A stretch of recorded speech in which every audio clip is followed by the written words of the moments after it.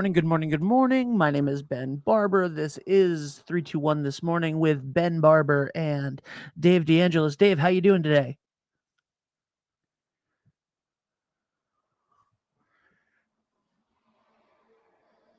All right. Well, Dave will be here in a few moments, I believe.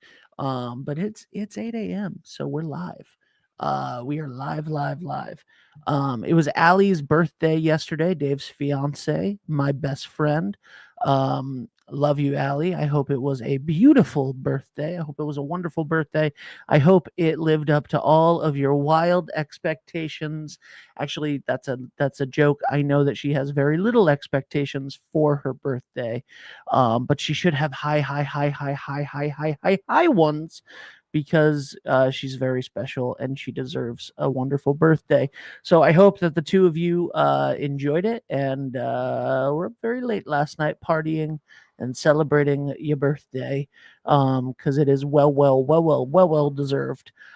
For in the meantime, um, it's Wednesday, September 10th, and it is 8:05 in the morning at the moment. And we sat down yesterday with a good friend of ours and well, actually, I say that I've only really gotten to know him over the last year, but it's always a lot of fun. And he is an advertiser on 321 in Westerly. And after this conversation, he actually doubled up and decided to become the official halftime show advertiser at Prout. So I'm very excited to announce that Prout Games will now feature the Sound Financial Partners halftime show. And I am very excited to introduce this interview between our very own Patrick Wiley and the one and only Neil Anthes. Hi, I'm Neil Anthes, owner of Sound Financial Partners. We're a full-service financial planning practice dedicated to optimizing your investment, tax, and cash flow strategies. As fiduciaries, we always keep our advisory clients' best interests in mind when making recommendations. Whether you're preparing for retirement or growing your business, we're here to help you achieve your financial goals. Ready to start your journey to financial success?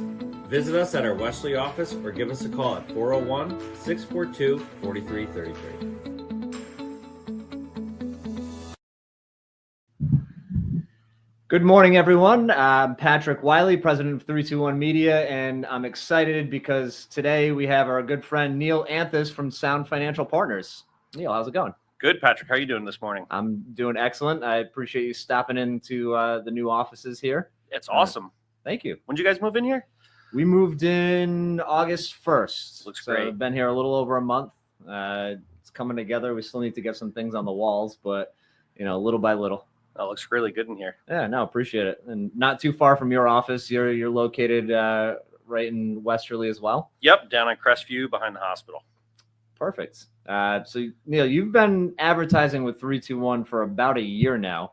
So obviously we really appreciate your support, but I feel like we needed to bring you in here. And I know your face is seen on all of our broadcasts, but they only know you from that. Like, I don't think too many people in our audience are like, oh, I know that Neil Anthes guy like the back of my hand. So I just want to, let the audience know a little bit about you and your business this morning. And maybe you can just tell us, like, how long have you been in business? How'd you get started here in Westerly?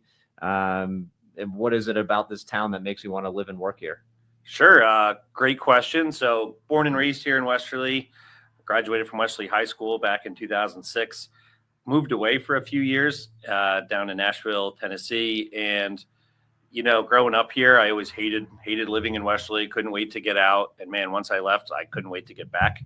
I think there's just something about this community, the ocean, that I just love being here. I'm very well known in the summer. If anybody asks me to leave, like the boundaries of Westerly, it's an absolute no. It's not going to happen. It's not going to happen. We live in a vacation town, and me and my family really lean into it. But about the business, so I got started about just shy of 10 years ago in this business and broke away from my former company when I was an employee advisor to go out on my own a few years ago. That's when we started Sound Financial Partners. And it was one of the best things that we did for not only for my family and my staff, but for our clients. Nice. And obviously, when you started that business, I'm sure it was just you when you started, or maybe it wasn't, but you've grown a little bit since that inception. So maybe you can talk a little bit more about the growth, the direction, and all the exciting things that are happening. Yeah, we've really grown a lot. We've actually doubled in the past 3 years since we went out on our own. So it's been phenomenal growth. And I really just have to thank all of our clients and the partners we work with, local attorneys and accountants, insurance agents in town who we work very closely with to ensure that our clients are getting a great package of resources when they come into our office. Mm-hmm. And I think that's really what's led to, a lot of the business coming our way. So nice. Very appreciated. And how many employees do you guys have right now? One other employee right now. Perfect. But you're looking to hire, right?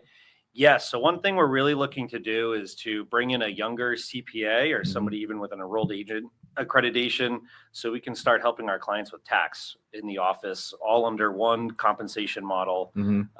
And we think that would be a really good enhancements for our clients. Mm-hmm. In the world of accounting these days, it's getting harder and harder to find a public accountant who's going to take on your return. Mm-hmm. Just the time and demand and the constant changes of tax laws, it's really difficult. So if we can assist our clients do that in-house, we get a more comprehensive feel for their tax planning as well. So just trying to make a more of a one-stop solution for our clients without increasing their costs, so bring their overall costs down and increase their service. No, that's awesome. So if we have any CPAs, experienced CPAs or would-be CPAs that looking for a great job at a great local company, how can they get in touch with you? Just give us a call at 401-642-4333. You'll talk to either Teresa or myself, and we'd love to have a conversation. That'd be a great thing to add right now. I just got a flashback to your commercial there. Yep, exactly. That's it. I'm gonna have that number ingrained in my brain. Good. Cool. So I know you can't. We're not going to go into investment advice and things like that. But obviously, your ad is airing on high school sports broadcasts. And I remember when I graduated 2006 as well. I was Charahoe. No bad blood, no ill will. But I don't really remember being taught anything in regards to financial literacy in high school. Maybe I was taught how to write a check, but I actually think that was my freshman year of college. And I don't think that has changed in the 19 years since we've been out of high school. Now that you're more seasoned in life, you're a financial advisor. What could you tell a high schooler to help prepare them for all of these things that they're going to be, hit with in reality when they get into college and even after college when it comes to finances? It's certainly a great question, Patrick. And before I answer it, I have to give a shout out to Wesley High School and the former business teacher there, Mr. Gesowich. He taught a class that, this is the problem in today's education. His business class was very deprioritized. It was half a semester, like a couple of days a week. And in that class, I learned everything about how to manage money. And it's really what got me into what I'm doing today. So there's one day he taught us about stocks and how to purchase stocks. And this is back in 2004-ish, right when online trading was becoming a thing. Prior to that, you needed an advisor to access the capital markets. You had to go through a broker to buy stocks. And so this was a big game changer. And I went home and I asked my mom for a social security number so I could open up a brokerage account online. And I literally put all my paper route money I had saved, about $800 into it. And the first stock I bought was Six Flags. It was a business I understood as a 14-year-old. And at the time, they were a bit more of a regional company. So they did really well in the summer and poorly in the winter. And I noticed those trends and traded on it. And it was all because of that one class that I took. And that led me to where I am today, because me buying those stocks is what paid for my college. I made some good investments in 2008. It helped us buy our first home. And now it's really what helps us do a lot of things in our life. So I always want to give credit to Mr. G in that business class, but I wish there was more of that promoted in the schools. So the best advice I could give, it's really to go and seek advice. I think that's a problem. A lot of people are going to seek the internet first, Mhm. and especially, with finances, like if you're feeling sick and you Google your symptoms, it's never a good idea. Never. Never a No, good idea. You're always going to die. Go see a doctor. Yeah. Right. Same thing with your finances. So if you're young, go seek help. I assist my clients' kids who are coming out of high school and in college and going in college and entering the real world all the time because it's something I'm very passionate about. But, hard work is the first thing. To manage money, you have to have it. Yep. So you got to go out and earn it. And one thing I always try to teach my boys is work is easy. Opportunity is hard. Yeah. So the best thing to do is first find opportunity, go and make money. And after that, be a good steward over it. Yeah. You have to manage it appropriately. And by doing that, it's invest it. Invest money. I always say a couple of things in my office, but one of them with my clients is that there's 3 mentalities in this world and how you treat your money. And it doesn't matter what you have or how much you make, it's how you treat it. So there's the poor mentality, which are constantly digging yourself in a hole of debt and your ladder is always too short. Then there's the middle class mentality, which is always focusing on having a great credit score so you can buy more stuff, but you're not really increasing your net worth.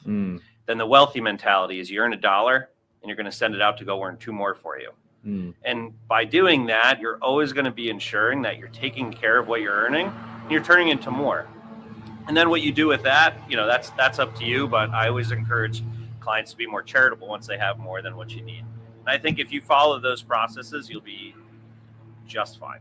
Nice. So step 1, if you don't have a job and you're in high school, get a job. Get a job. Right. I don't want to speak for any younger generations. I'll only speak for what I did as a kid. I had my first real job at 14 years old. Yep. I was a dishwasher at the Richmond Country Club. Did that for a couple of years. Then I went and started working at Stop and Shop, bagging groceries and all of these things. Like you gotta have a job. Yep. You gotta have a job. And you gotta do it early. And you have to go out there and find your own work too. I think always having a touch of entrepreneurialism is a really big advantage. You never know when your job's going to let you go. And if you have marketable skills that you created, especially if you're in high school, that's the time to do it. Yeah. Go learn some trades, go cut some grass, go knock on somebody's door and see what you can do for them to get a few bucks. Right. That's what I always did. And, it really panned out because no matter throughout the different stages of my life, I knew I always could do something to get money in the bank, right? To turn that into more. Right. Well, kids, get the job, get the money, and then once you're 18, have a conversation with Neil, and he'll definitely be able to assist you and invest that money. Neil, before I let you go, I do this to everybody I sit down and talk with. We talk a little bit of business. Now we got to talk a little bit of personal. Sure. I know you're a decent golfer. Somewhat decent, but I play golf. You play golf. How often are you getting out these days? I try to get out golfing once a week, but to be honest, my real passion and hobbies is always fishing and hunting. That's really where I spend most of my time. Yep. No kidding. What do you hunt? Ducks, primarily waterfowl. Really? Yep. Okay. When is that season? Because I know nothing about hunting. Yeah, it's a good question. There's so I don't really do goose hunting, which is happening, I think, in a week or so. But it's primarily from November. There's a few days in October, a few days in November, but December to January, end of January. Nice. How long have you been doing that? Duck hunting about 6 years, and I deer hunted for years before that. Nice. Yeah. Yeah. That's probably something I would not have looked at you and said, oh, that guy's a duck hunter. If you saw my truck in the off season with the canoe on top, and that guy's definitely a duck hunter. Yeah, that guy's a duck hunter. But there's really nothing better than watching the sunrise down on the salt ponds. And spending that time with my kids now that they're getting older to do that. It's nice. That's where my real passion lies. I love golf. Yep. But I'd rather be on the water and sitting in the mud any day. Yeah, there you go. Yeah, I love golf too, but I'm not good enough to have it be the only thing in my life. Correct. You know how it goes. Correct. Oh, Neil, appreciate you stopping by. We're going to have to make this a more regular thing because we certainly appreciate your support. Folks, if you are in need of a financial advisor, I highly recommend that you give Neil Anthes a call. He has supported our Westerly broadcast for about over a year at this point, and he's just phenomenal at what he does. So check him out, and we'll give it back to Ben and Dave. Thank you, guys. Actually, just Ben. Actually, you're just going to give it back to Ben. Thank you, Patrick. That was incredible. Neil Anthes is the best.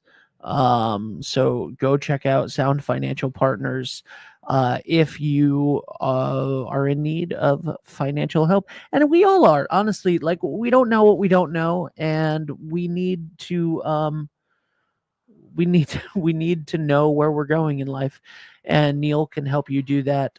His strategy, I mean, just go check out Neil Anthes. I can't say enough good things about him. We also sat down with the ladies from Charlestown Urgent Care yesterday, or I did rather, and here we go. We're going to go to that.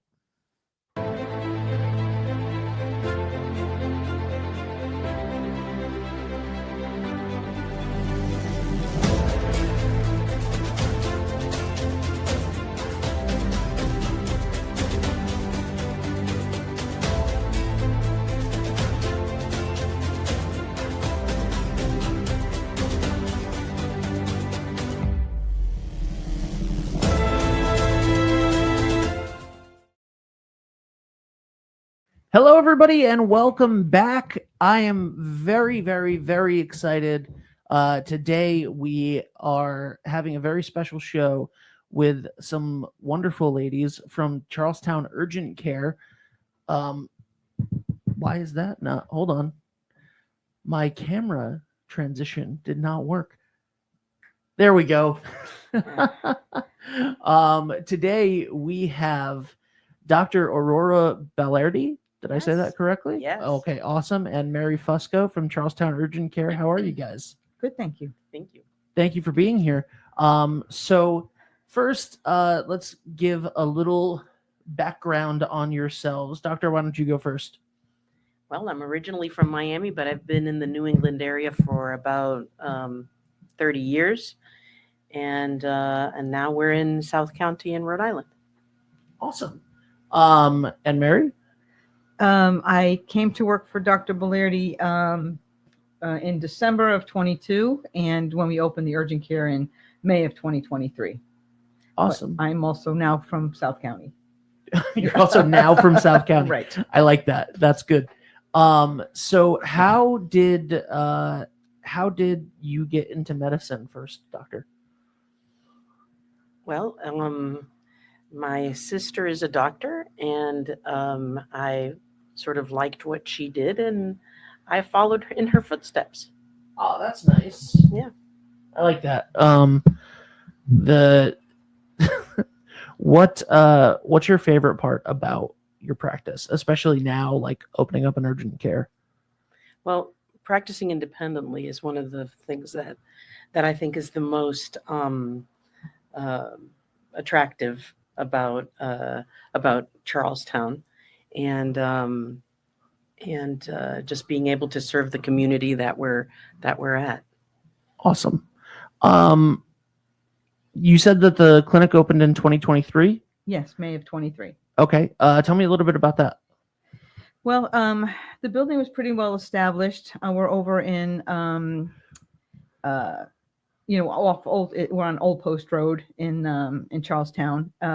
It was starting from scratch, which was a long undertaking, credentialing both doctors for the facility and setting up all our diagnostic tools. We have X-ray there, so it was installing an X-ray room with all the codes, and it was quite an undertaking. And but we got it done in 5 months, and it's working very successfully, and we've been able to help thousands of people. So it's been great.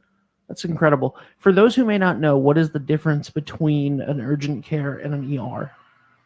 Well, in the urgent care, we can take care of things that are acute, but usually not things that are complicated, like, for example, a heart attack or or a bad fracture, but anything less than that. So things like lacerations, we see children for most of their ear pain or things like that. We see, yeah, that kind of. Awesome. And I mean, I know that I would prefer to go to an urgent care 9 times out of 10, 10 times out of 10, unless it's something Well, the wait times are, yeah, incredibly, yeah. Yeah. There's a reason it's called urgent. right. But talk to me about insurance. Like, are you guys able to accept most medical insurances, or? We accept most medical insurances. The things that we have trouble collecting is like Medicaid from out of state. We they don't generally pay. But we take all the majors: United, Blue Cross, Medicare. All of the major Cigna, Aetna, things like that. Awesome. That's more the side that you deal with, Mary, right? Versus Right. True. And what would you say, like, the world has changed so much probably since you started practicing medicine. Even if you started practicing medicine 3 years ago, the world has changed so much in the No. last 3 years. What has been the most difficult aspect of delivering quality care today? Well, I think there's a few things. So locally, let's say in the southern part of Rhode Island, the one of the biggest problems is that there's such a shortage of primary care doctors, and so we see a lot of people that are bridging between primary care and between primary cares, whether they're out of state, whether their primary care is out of state and they need something today, or that their primary care has left. So that's one of the local things. And I think insurance, in terms of nationally, insurance stuff is Clearly very difficult to. Clearly, insurances are a problem for any medical practice, but urgent care, we see thousands of patients because they can't see their primary, or they don't want to go to the emergency room for something that is severe, but the reimbursement is very low. And simple things like a urinalysis for a woman who has a UTI, most insurances do not pay for us to do that testing in house. Oh, wow.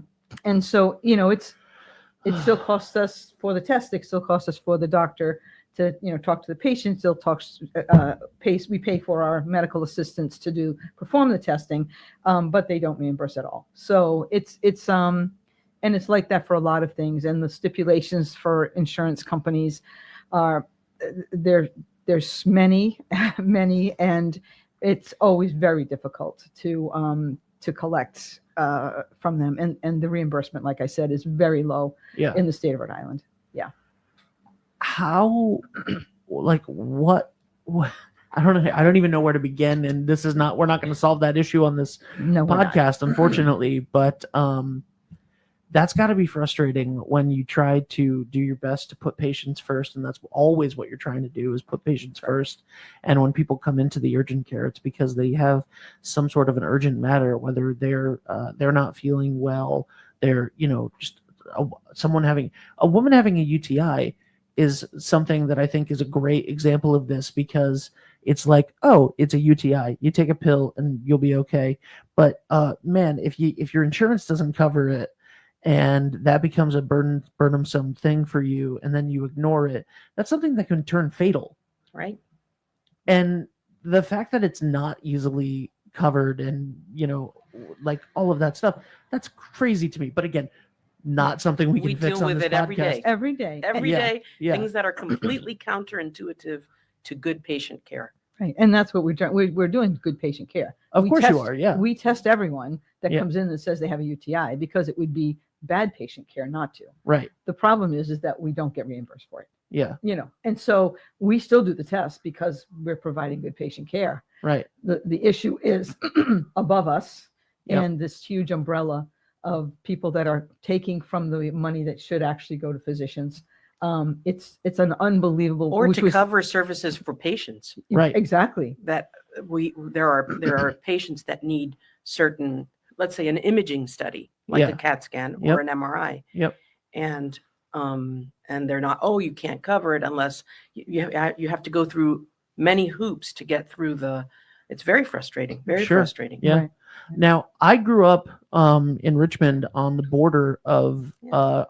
Charlestown, and for me personally, having to go to the doctor, having to go to urgent care, having to go to any of these things was at least a 20-25 minute drive in either direction. You know, I either had to go to Westerly or Wakefield for Right. any sort of medical care ever. Mhm. And We're right in the middle. yes. Yeah. So that's exactly what I was going to say. You know, Cheraho is this large area that covers 3 towns. It's the same population as Westerly, which I think a lot of people don't realize, that those 3 towns together are the same exact population, almost the same exact population of Westerly, about 20-ish thousand people, a little bit more than 20,000 people. And the access to urgent care when you need it and not having to go to these bigger towns that are further away is so important. So I love the fact that this exists and that it exists where it exists, because it's such an important need that it feels like for a long time it got overlooked. And so thank you for that, as somebody We who love being here. Mhm. grew up in Cheraho and spent so much time and still spend so much. I mean, we did 20-minute drive, less than a 20-minute drive for you guys to be here today from urgent care. So it's not far for anybody, but when you need something, when you don't feel well and you need to go get care, minutes matter, Right. you know? So, Sure. well, that's fantastic. What are some of are there things that you guys see more of now? Whether that just be like lifestyle changes or effects from I just feel like the world has changed so much in the last 5 years in every direction possible. Are there situations that you see a lot more of now that maybe you didn't see pre-pandemic? Definitely the shortage of primary cares. Yeah. It's astonishing how negatively affected we have, especially Southern Rhode Islanders are. It's So they just don't have anyone to call. Yeah. You know, if they have poison ivy, you used to be able to call your primary and Yeah. they'd say, yes, we'll take care of you, but no. Yeah. They can't see them for 3 months, or they can't see Yeah. them. You know, we had a person with a bleeding, oozing tumor on his ear, and the derm couldn't see him until the end of November. Yep. So those are the things that we just say, okay, we're here to solve the issue for today and, you know, try and get a primary, but most people are having a very difficult time. and so that's the issue. We are credentialed for urgent care, Right. right? Only. But some problems become urgent because they've waited so long. They can't see a primary because they don't have a primary, or they have a primary who can see them for, you know, who also are overwhelmed. The primaries that there are also overwhelmed because there's few. And so they say, okay, we can see you, but like in 3 months or 5 months.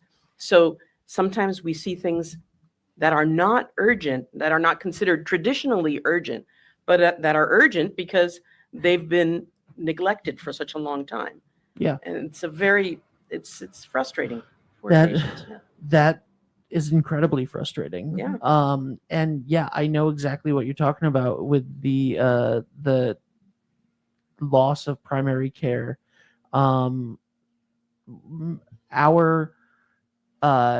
like my friend group all went to primary care doctors that were from the same practice, and all of the primary care practices are now like part of bigger practices. Yes.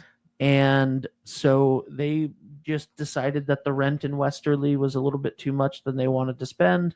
And now all of a sudden, like 7 of us all lost the ability to see our primary care doctor in the town that we live. It's not surprising. And they went to Wakefield. And then it was, so my partner, my girlfriend, has lupus and chronic fatigue syndrome. Yeah. And it literally, like, going to see her doctor went from going to see her primary care, who's amazing, and we love her primary care. That went from a 5-minute trip down the road, which is ideally what you want for a primary care, something like that, to a 40-minute trip to Wakefield that she couldn't do most days because that drive in the sun, etc., would wear her out to go there, do the appointment, and drive back. So then I would have to take time out of work to take her to her doctor's appointments, and she's 37, but because of her chronic illness, that's Right. the situation that she's in. Right. And it's like she has an amazing primary care doctor, but because of circumstances out of their control, they're now going 40 minutes away. And I then think also the issue in Rhode Island is that we're surrounded by states that are also in need of primary care. So the reimbursement in both Connecticut and in Massachusetts pulls the doctors towards those areas where they get more reimbursement, and it's tragic, I think. Well, I mean, and you have to go somewhere where you have more reimbursement, because it's not like Yeah. it's You have to pay back loans. Pay back yes, loans, yeah, exactly. and pay your staff and pay your rent. Yeah. I think and you can tell me if I'm completely misguided on this, but I've seen a lot of Scrubs. The TV show Scrubs is going to have a reboot in the fall or winter, and a lot of doctors 25 years ago said this is the most accurate. Yes, it's a zany comedy, but in a lot of ways, it's the most accurate depiction of what it's like to be a doctor, because you have all of these shows for forever that have been glorifying every aspect of it, or just focusing on the very true life-saving aspects of it. But then you have these 20-somethings who just who are in their residency, who are like, I'm $400,000 in medical debt. I can't buy a sandwich today. Right. And that's something that a lot of people don't think about. Well, I think both things can be true, right? You can be $400,000 in debt, and you can have the feeling of, wow, I just did something of course life-saving today, right? So it's sort of well, that's it's a the thing. funny, Your it's job a funny is so juxtaposition, right? Yeah. Of course the first part is true. Yeah. Like, of course you're saving lives, you're helping people, you're doing all of those things. Like, but it is burdensome. Everybody says, they're a doctor. Yeah. But you have to carry the burden of And then also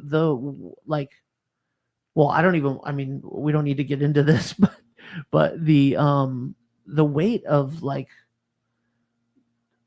caring for a patient.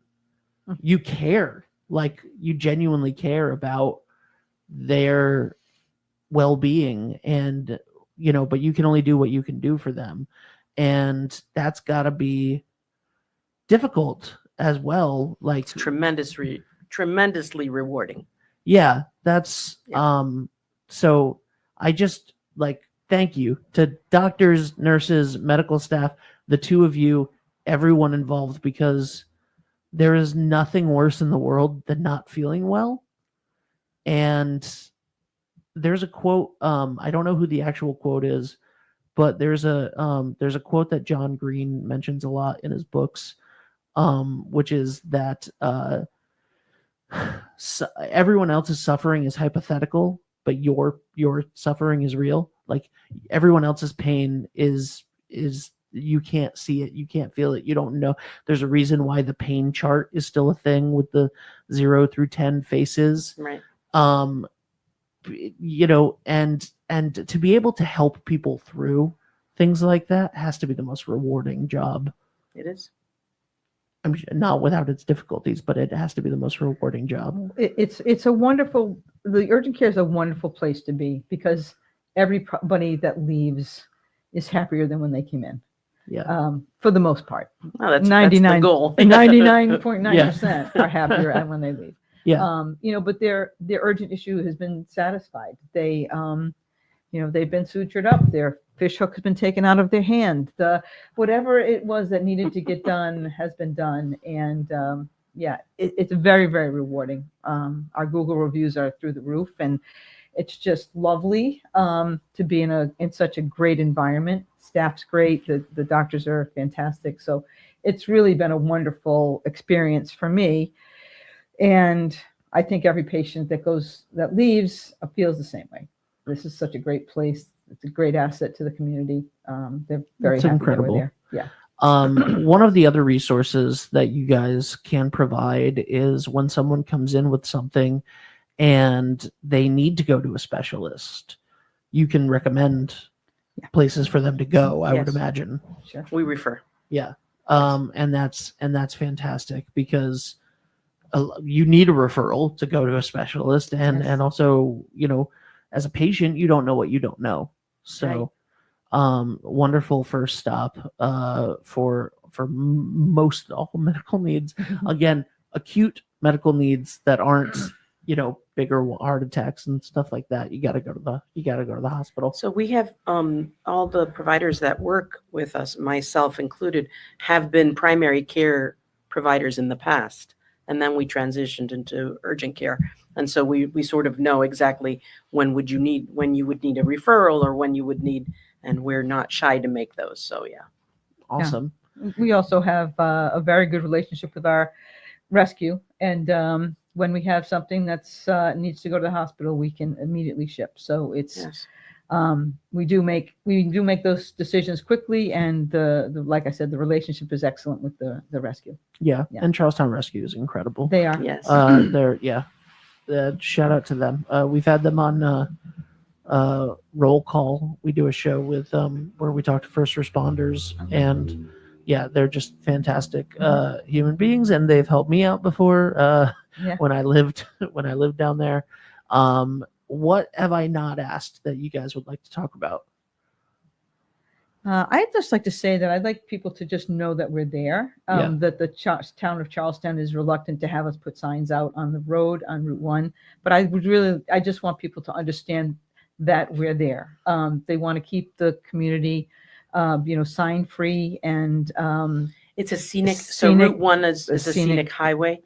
So they haven't, we haven't been able to come to an agreement as to how to put a sign saying that there's an urgent care. There's an urgent care exit. off this exit, and Right. so we've had some issues, but So even after 2.5 years, people are still saying, "I didn't even know you were here. I've lived here my whole life. I didn't know you were here." So that's frustrating for us, and that's one thing that we would really like to have addressed. But we've gone through every channel we can, through the town, through the state, and we've just banged heads with everyone. and we appreciate your podcast to get the message out. That we're there. Hey, Charlestown, meet me at camera 3. What? there are so listen. Route 1 is a scenic highway. I get it. I love it. I love Route 1. I'm a Cheraho grad. I grew up here. That's ridiculous. There are signs all over. There's a sign for I don't want to name places to not. There are signs. There are already signs. Let people know that there's an urgent care. Oh my God. That's a silly. I'm not gonna say that's silly. That's silly. Find a spot for the sign. Let them put a sign up. That's crazy.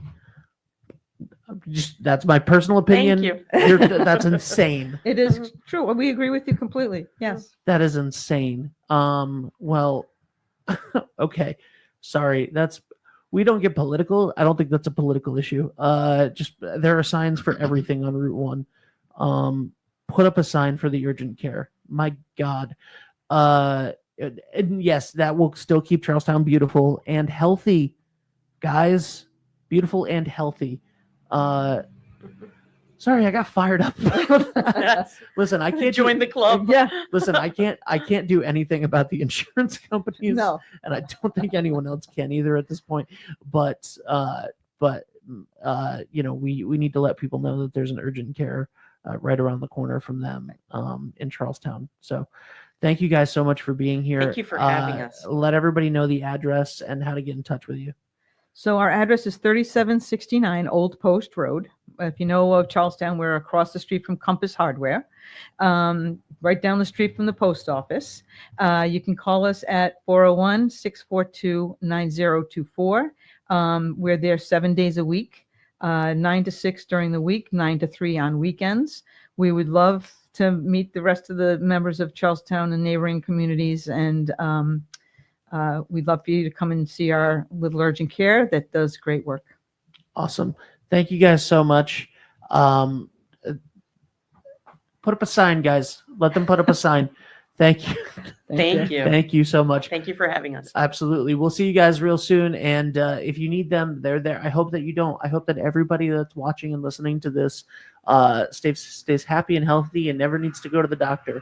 But for the 100% of you that will, Charlestown Urgent Care is there when you need them. Thank you guys so much for being here. Bye for now. Thank you. D&V Mechanical specializes in the installation, maintenance, and servicing of Mitsubishi ductless mini-split heat pump systems. We are certified by Mitsubishi as Diamond Elite Contractors and factory trained and up to date on the proper procedure of the installation and service of Mitsubishi ductless heating and air conditioning ductless heat pumps.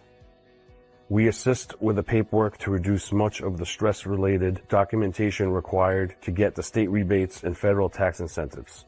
We are not a jack-of-all-trades, master-of-nothing company. We are masters of ductless heat pumps. It's what we do, and it's what we know.